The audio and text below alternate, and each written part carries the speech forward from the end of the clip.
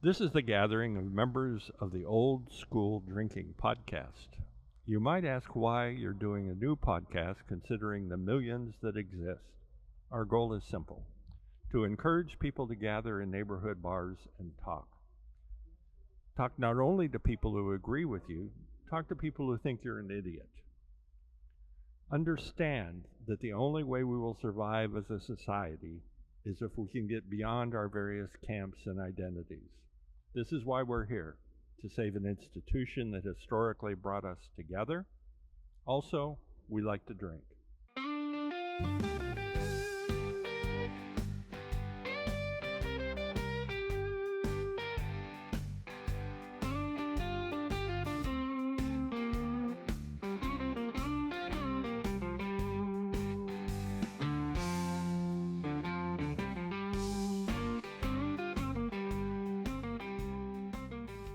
This is a continuation of season 2, episode 1. We did part of it last week as an experiment with different kinds of equipment that my friend here, John, is working on to try and fix, basically. But just make it a little more accessible. So that portion will continue to be something we talk about.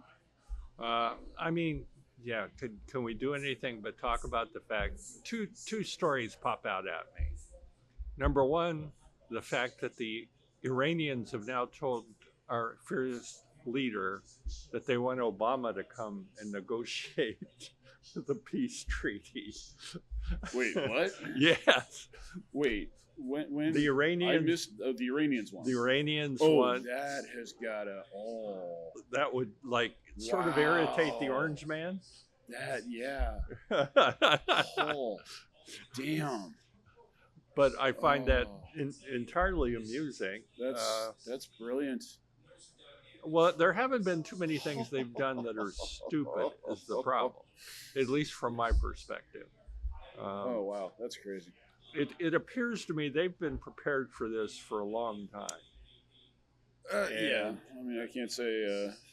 they've decentralized everything, so it's very difficult to do what Trump actually said he wanted to do. When you've got your main enemy is, very good at assassinating people.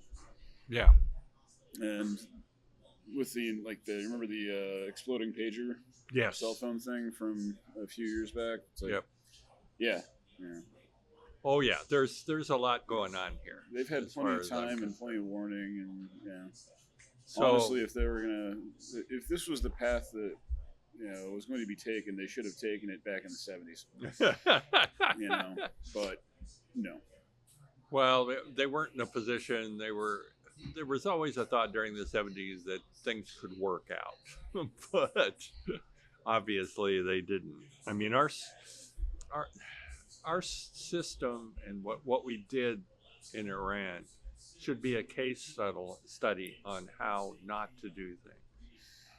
I mean, we basically kick out an elected person and put in a despot. Yeah, and then are surprised when that person gets overthrown by a populist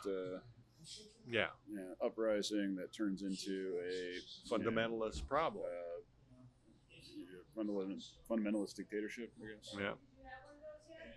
So, from my perspective, that is probably one of the more interesting stories in the last few days, that Iran was playing that. The second thing they've done really well is, have you seen some of the Lego things they do? Yeah. They are funny as hell, a lot of them. And they have been using AI way better. Yeah. Than the Trump administration has been. And again, it is as though they've been prepared for this, and we are totally with our pants down again, which isn't a surprise. Also, from the standpoint of Trump doesn't trust our intelligence services, who could probably help him out a little. Well, yeah, because he fired everybody that actually was competent and put people in who are, photogenic. Yeah. Well, when you staff everybody through central casting as opposed to by looking at their actual CV, you end up with a whole bunch of pretty people who are dumb as fuck. Oh, but they talk properly, and they know exactly the one thing they have to do well, which is kiss his butt. As Yeah. long as you do that, Yeah. you're golden. Yep. Until you get to be too much of a pain in the ass for other reasons. Or then you're you gone. get too much of the spotlight, or Yeah. any of the things that will infuriate the fearless leader. I don't know whether you know the news today, but there's been an attack on the Islamic Center in San Diego. Yeah, I saw that. And it appears, although the story is still being created, Yeah. that 2 kids were involved, a 17-year-old and a 19-year-old. Okay. That after whatever happened, shot themselves in a car. That's not suspicious at all. Well, it's just, it's symptomatic of what's going on now. I mean, and it's partially why what we're going to talk about in the main discussion too.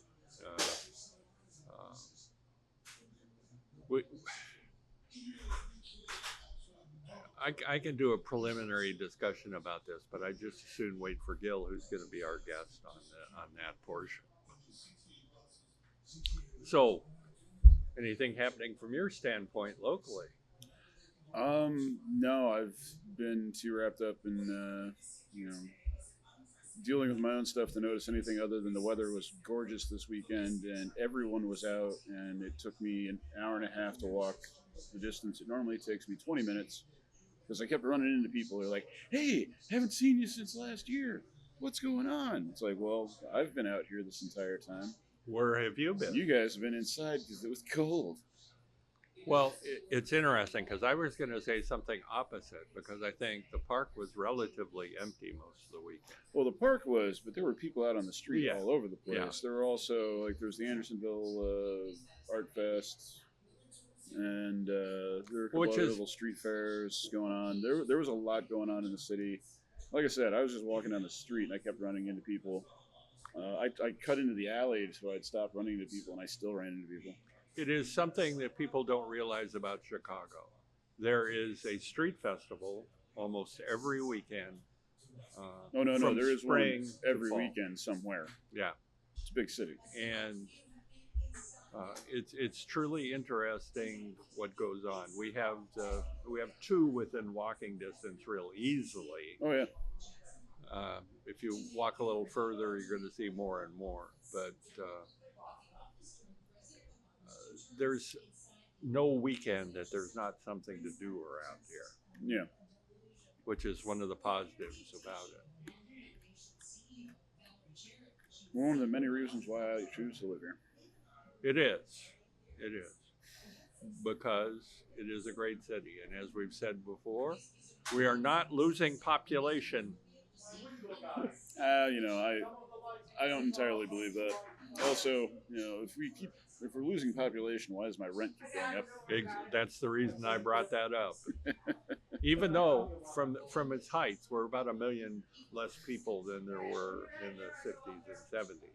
There were about 3.7. I also don't entirely believe that.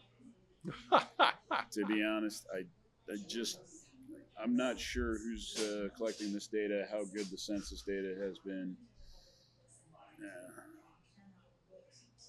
I don't know. You have the basis of a conspiracy theorist here. I was a conspiracy theorist until people like Alex Jones made it not fun. Have I ever told you my favorite conspiracy theory? What's that? The beef and dairy farmers of America are in cahoots with the American Chiropractic Association. Okay. They put bovine growth hormones into the cows so they'll get bigger, faster, produce more milk.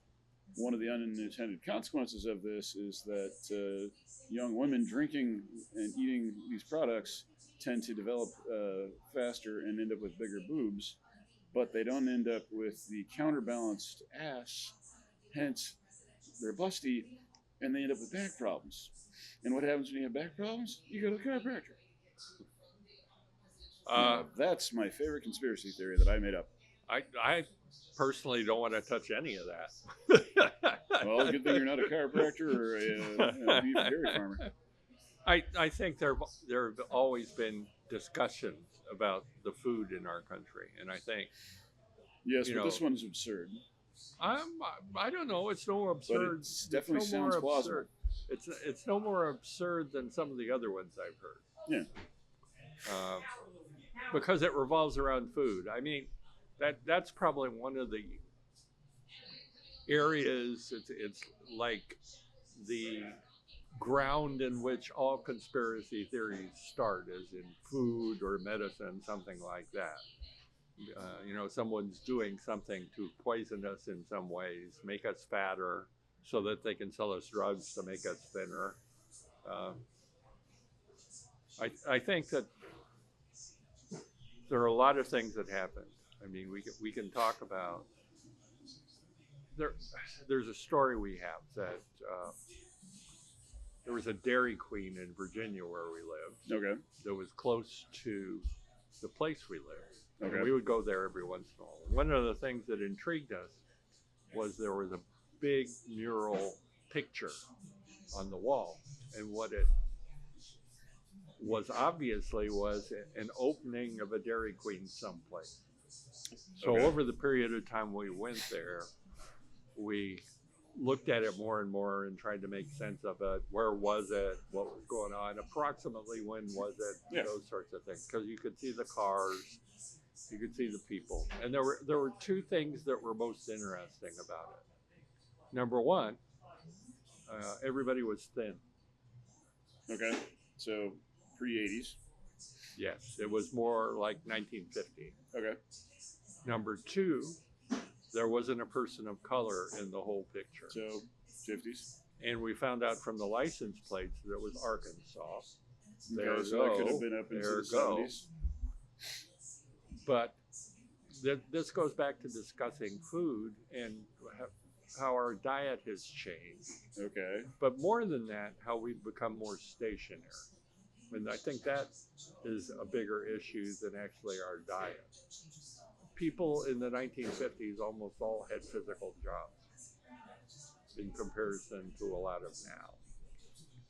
And I think the fact that we're not as mobile as we once were, that we're not spending as much time working with our body, has that effect on us. I mean, we basically are sitting, and what Rocky always says is, we go in and we eat farm breakfast, not being the farm breakfast anymore. You're not going and expending the calories that you need to justify said breakfast. Yeah, no, I totally see what you're saying there. I also think, that's a very limited view. Of course. You're not wrong, but you're also describing a very narrow portion of society as a whole. Well, that's a very good view of my Because brain, which is very narrow. I guarantee every single Amazon delivery person out there would be like, "Fuck you." Oh, there is no doubt. But I've not seen 10 hours a day. I've not seen any fat Amazon delivery drivers. So. Oh, I have. Well, they're very efficient.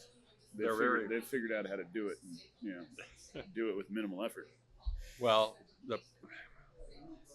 the interesting thing about delivery people is that their legs go very quickly because they're in a position they're hopping up in and out of a car all day.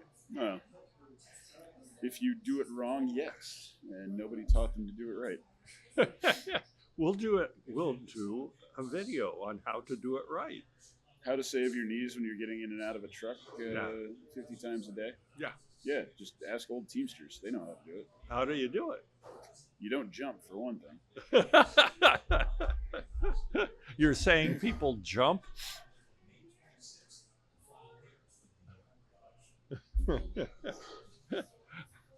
Sorry, my grandfather was a long-haul truck driver, and he ended up having to get both of his knees Well, how is this possible if he didn't jump? Was jumping in and out of his truck all the time.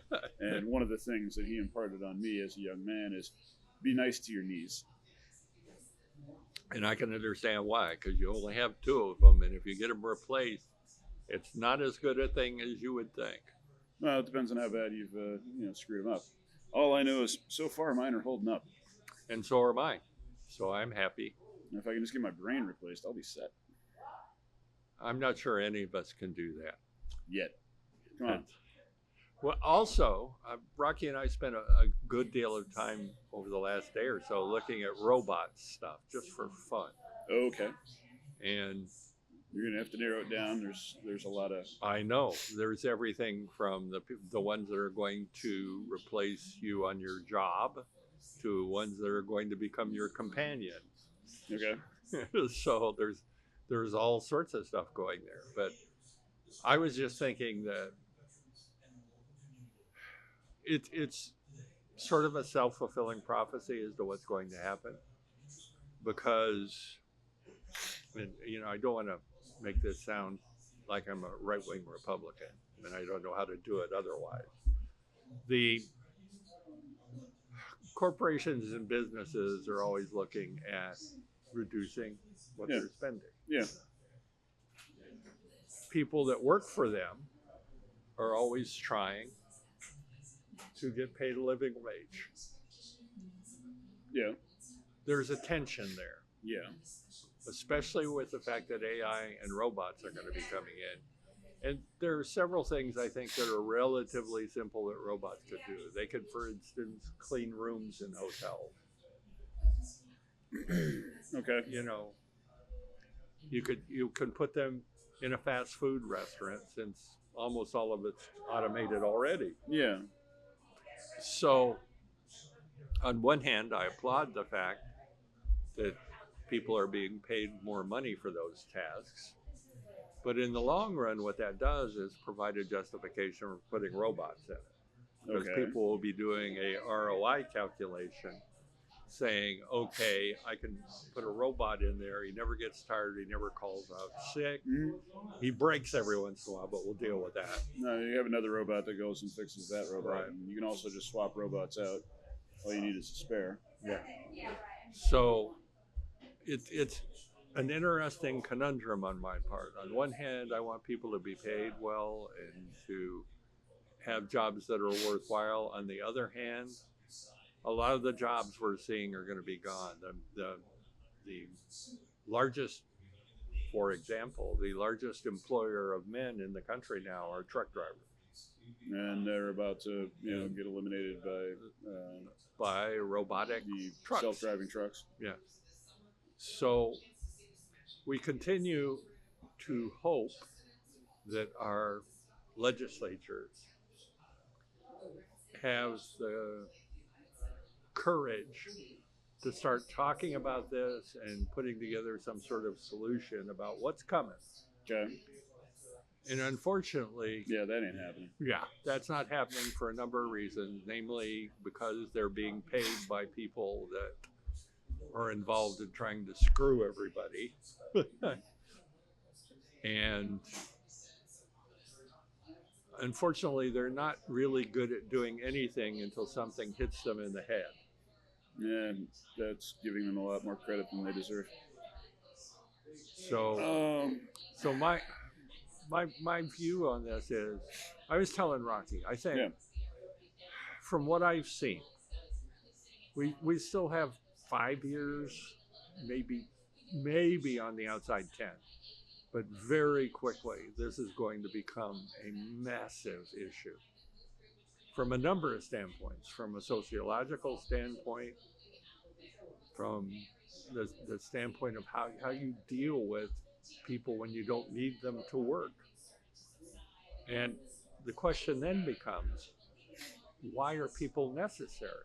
Well, that's just it. We're not anymore. The whole point of keeping so many of us around was so that you could have a workforce, so that you could make things and have things done and get things done. And then they could buy them. And it was all built in such a way where basically, the lower classes are stuck living hand to mouth, not, getting out of their little niche in the economy where, we are consuming, but we're producing more than we're consuming, so that the, master class can continue to absorb all the wealth that's being created. And all of us dumb schmucks in the bottom are thinking, as long as I just am a good worker, I can go ahead and retire. And, meanwhile, you got, people like Elon Musk making $1 million a minute. And why are we necessary? We're and not. Soon to be the world's first trillionaire. The technology to replace every fucking job on this planet has existed for 20 years. What we didn't have is a power source capable of running said robot in a bipedal humanoid fashion. And now? Now we've got battery technology that is good enough that you can cram a little battery pack into a scooter, and it will drive 20 miles before it needs to be recharged. Or you can load it up into a humanoid robot, and that fucker will run for 5 hours without needing to be recharged. Also, swappable battery packs, so it can just run 24/7, just swapping battery packs. The technology's always been there. It's just been cheaper to keep paying Venezuelan immigrants to. Well, and that's where I'm going. That's where I'm going with the ROI calculation. The robots, is that always going to be the case? Well, that actually depends. If we keep dumping all of our money into building AI data centers that are supposed to make all this happen, but we have the chip shortages, and now we've got the memory shortage and disk shortage, and now we've actually got a PCB shortage. Well, and actually inert gas shortage too, because a lot of the inert gas that's used in the chip manufacturing realm comes from the Middle East too. The which? Inert gas that they use. Well, all the things that are byproducts of the petroleum industry, yeah. But who would think that the actual little green circuit board, the substrate, is now what we're having a shortage of?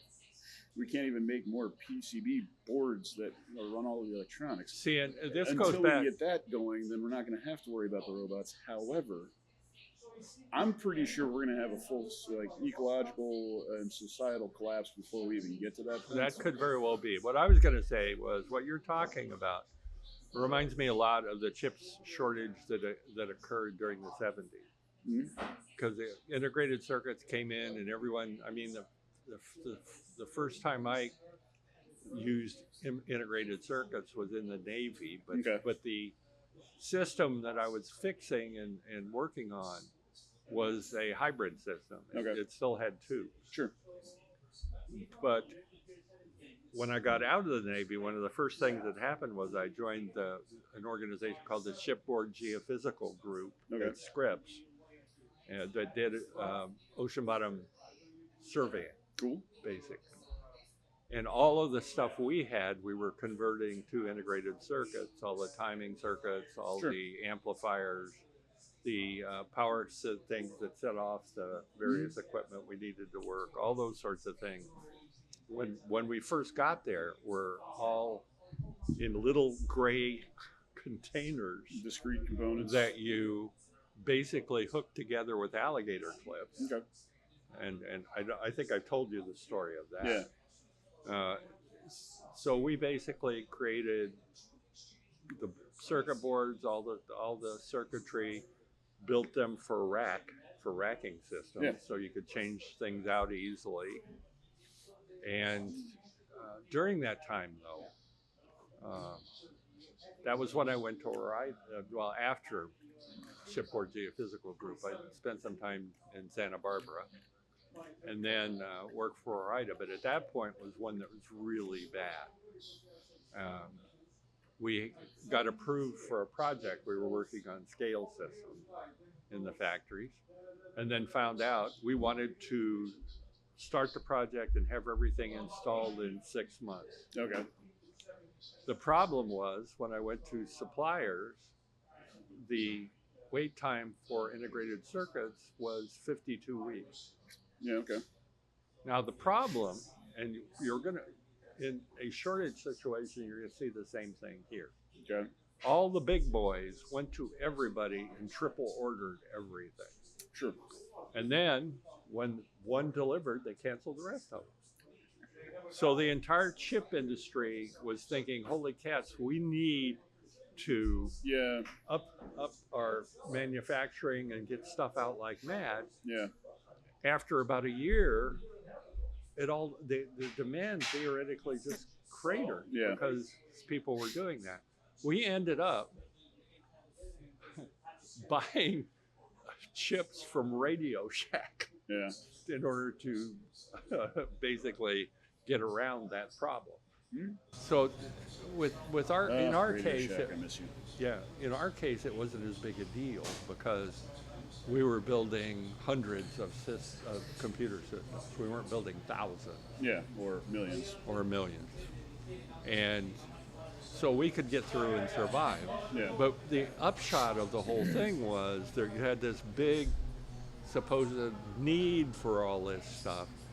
People spent huge amounts of money increasing their capacity, and then it all disappeared, and everyone was basically screwed to increase the capacity. So, and what I'm perceiving is this is a very similar situation. No. Okay. We'll see. No, this is a slightly different situation entirely. It does not surprise me that you think no.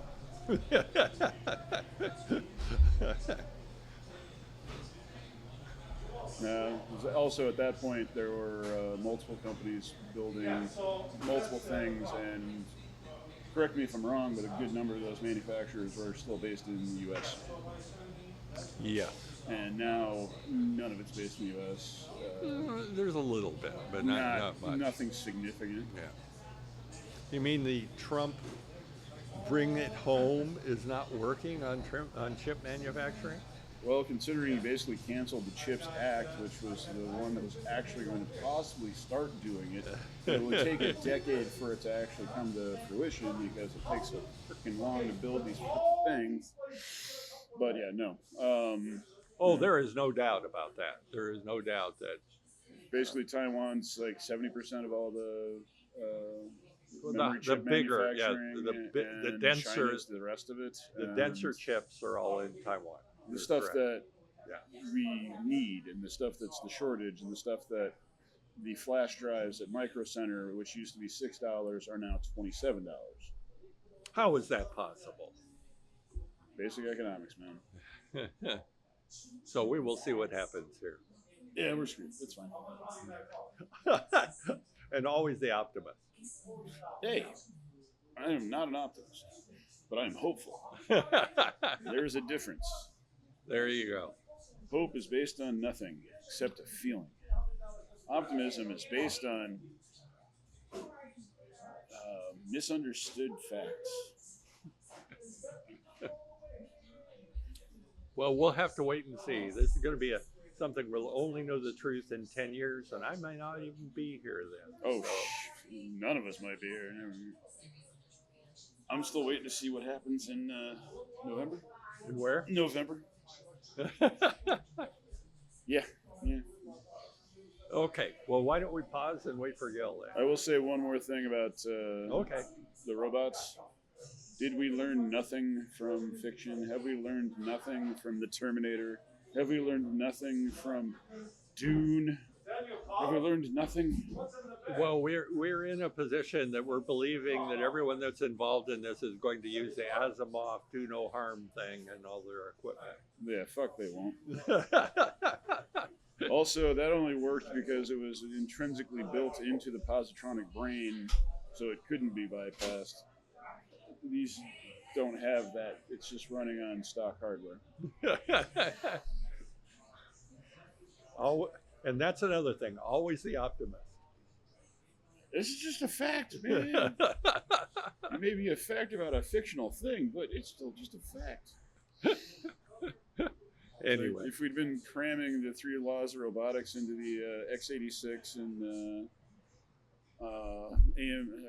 the ARM processor architectures, I'd be really impressed, but they don't work that way. And they don't want that to work that way, and that we're not doing anything to tell them that they should do it. See, this goes back to our legislatures, and I don't know what the guys do, to be blunt, other than pass stuff that gives powerful them people more money tax and return. their own raises. And Yeah, this is something that should be on the forefront of discussions everywhere, and instead we're, as usual, being distracted by things. And Epstein also, files. Well, this is the thing, though. All these other things are distractions from the Epstein files. What's the Epstein files a distraction from? Now we're really going down a rabbit hole here. Aliens? No, it's not the aliens. That brings up something that's really interesting. I did not know, for example, until I saw The Accountant, the movie, that Carroll, the guy that wrote Alice, was actually a mathematician. Okay. Because in the circumstance, the accountant always chose names that revolved around mathematicians. Yeah, okay. And they basically found him by dinking around with that. So anyway, we will pause here. All right. And wait for Gil to join us. Gil is at the moment dealing with syllabi for his classes. So he's doing professor shit. Yeah. All right. We'll see ya.